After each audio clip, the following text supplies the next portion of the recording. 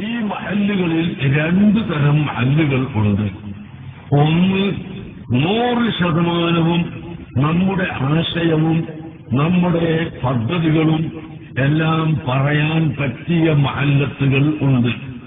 അവിടെ അങ്ങനെ പറയാം. ചില മഹല്ലത്ത് അങ്ങനെ പറയാൻ പറ്റാത്ത സ്ഥലങ്ങളുണ്ട്. എന്നാൽ അവിടെയും കുറച്ച് ആളുകൾ നമ്മുടെ കൂടെ ഉണ്ടാകുമല്ലോ. നിങ്ങൾ സുബഹി നിസ്കരിച്ച ഉടനെ ഒരു മുഅല്ലിമാണെങ്കിൽ പോലും നിങ്ങൾ മദ്രസയിൽ പഠിപ്പിക്കുന്ന സമയം മാത്രം എടുക്കുന്നതിന് പകരം സുബഹി നിസ്കരിച്ച ഉടനെ ഒരു ക്ലാസ് സംഘടിപ്പിക്കുക. ഈ ക്ലാസ്സിലേക്ക് ആളുകളെ ക്ഷണിക്കുക. 2, 3, 4, 5 ഇങ്ങനെ ആള് കൂടി വരും.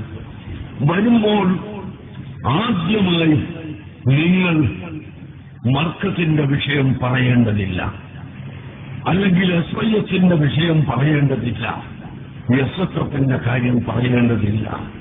ഇതൊന്നും പറയാതെ വളരെ ഹിക്മത്തോടുകൂടി നിങ്ങൾ ദർസ് നടത്തുക, ക്ലാസ് എടുത്തു കൊടുക്കുക.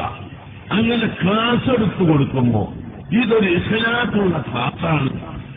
ഞങ്ങളോട് ഇദ്ദേഹം ഒരു ക്ലാസും ചോദിക്കുന്നില്ല, ഞങ്ങൾ കൊടുക്കുന്ന ശമ്പളത്തിൽ പെട്ടതല്ല ഈ ക്ലാസ്, ഇദ്ദേഹം ആത്മാർത്ഥമായി എടുക്കുകയാണ് എന്ന് അവർക്ക് ബോധ്യപ്പെടുമ്പോൾ ആളുകൾ കൂടി വരികയും വന്നവർ തന്നെ നമ്മുടെ പദ്ധതിയും നമ്മുടെ സംസ്കാരവും ശരിയാണെന്ന് സ്വയം അംഗീകരിക്കുകയും ചെയ്യുന്ന ഒരവസ്ഥയിലേക്ക് വരും.